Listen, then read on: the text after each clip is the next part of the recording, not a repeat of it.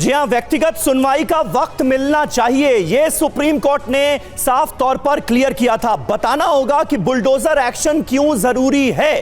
Court का आदेश पहले से जारी है तो गाइडलाइन लागू नहीं होती है। यानी अगर कोर्ट ने आदेश दिया है कि कहीं पर एनक्रोचमेंट हो गया है, कहीं अतिक्रमण है, तो वहां पर बुलडोजर एक्शन हो सकता है। यह नहीं हो सकता कि बुलडोजर कहीं पर भी चले और उसके खिलाफ आवाज उठने लगे कि भाई संविधान के विरुद्ध काम हो रहा है। अखिलेश कटियार जी, बात तो यह भी है ना, मतलब एक पहलू था जिसको सुप्रीम कोर्ट ने एड्रेस किया, बाकायदा बुलडोजर एक्शन को लेकर गाइडलाइन जारी की, लेकिन आप हर बुलडोजर एक्शन पर सवाल नहीं उठा सकते। माननीय सुप्रीम कोर्ट, सबसे पहले मैं टीवी 9 भारतवर्ष के सभी दर्शकों को मैं प्रणाम करता हूं जी। और जो बात आज आप कर रहे हैं यहां पे, दो बातें हैं, एक नीति है और दूसरी नियति है। नीतियों पे बात तो हम कर सकते हैं, लेकिन जिसके नियत में खोट हो उस पे बात कैसे होगी।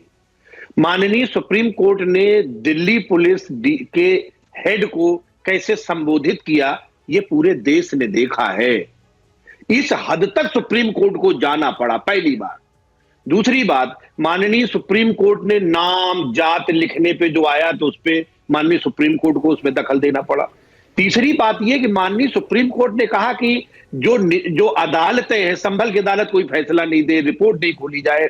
माननीय सुप्रीम कोर्ट की इच्छा यह है कि किसी भी तरीके से वहां शांति बहाल हो।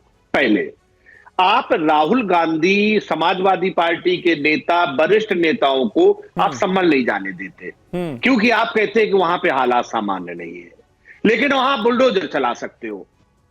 कौन से भारत में आ गए हैं भाई? यहां लीडर्स का कोई सम्मान है या नहीं? इनका समाज में कोई योगदान है या नहीं? आज पुलिस के अधिकारी, यानी देखिए अखिलेश कटियार जी, आप सवाल यही उठा रहे हैं जो एआईएमआईएम की तरफ से कहा जा रहा है कि भाई जहां पर हिंसा हुई वहां पर हालात तो सामान्य होने देते, वहां पर यह एक्शन क्यों हो रहा है। लेकिन यह भी तो जानकारी हमने ही सामने रखी है दर्शकों के कि चंदौसी तहसील में एक्शन लिया जा रहा है। जिस जगह पर संभल में हिंसा हुई वहां से 25 किलोमीटर की दूरी पर यह बुलडोजर एक्शन हो रहा है। तो फिर आप लोग इतना सवाल क्यों उठा रहे, इतना बखेड़ा क्यों खड़ा कर रहे हैं? नहीं, मैं बखेड़ा नहीं खड़ा कर रहा, आपको ऐसा लग रहा है। मुझे तो अगर ऐसा लग रहा है तो मैं अपने शब्दों पे और गौर करता हूं। मैं बखेड़ा नहीं खड़ा कर रहा, बखेड़ा खड़ा करने का परिस्थिति नहीं है।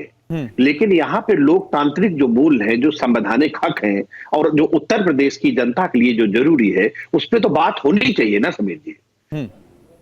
और आज जो है संभल में जिस तरीके का वातावरण है, उससे ये आपको नहीं लगता कि भारतीय जनता पार्टी की मानसिकता उजागर हो रही है वहां पे?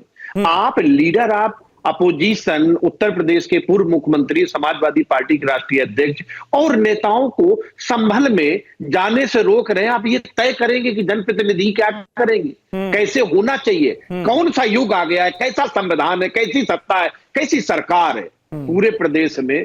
आप पिछले कई दिनों, आप तो लंबे समय से पत्रकारिता कर रहे हैं, इस प्रदेश के जनहित के जो ज्वलंत मुद्दे हैं, जब से भारतीय जनता पार्टी 80 का ख्वाब देख रही थी और 33 सीटों पे डायरेक्शन में चले गए कटियार साहब। लेकिन एक मिनट दीजिए, जल्दी से कंप्लीट कीजिए। 33 सीटों पे सिमटी है, उसके बाद से यहां सिर्फ हिंदू मुस्लिम करेंगे, कुछ भी करना पड़ेगा, चाहे नाम लिखवाएंगे, चाहे बैराइज कराएंगे, संभल कराएंगे, अब और कुछ होगा। अब उत्तर प्रदेश में कुछ और नहीं होगा समीर जी। अब यही रामकृपाल जी, मैं आपके पास आऊं उससे पहले आलोक जी इसका एक जवाब दे दीजिए। आप जो बात कटियार साहब उठा रहे हैं कि एक तो हिंदू मुस्लिम बार बार किया जा रहा है, मंदिर मस्जिद किया जा रहा है, मस्जिदों के नीचे मंदिर तलाशे जा रहे हैं, और नेता प्रतिपक्ष और विपक्ष के किसी नेता को आप लोग संभल जाने दे नहीं रहे हैं कि कानून व्यवस्था के लिए मुश्किल हो जाएगी, और वहां पर इतना जबरदस्त बुलडोजर एक्शन हो रहा है। वो ये सवाल उठा रहे हैं, जल्दी से इसका जवाब दे दीजिए, उसके बाद फिर रामकृपाल जी के पास। समीर जी, इन्होंने विषयांतर किया है।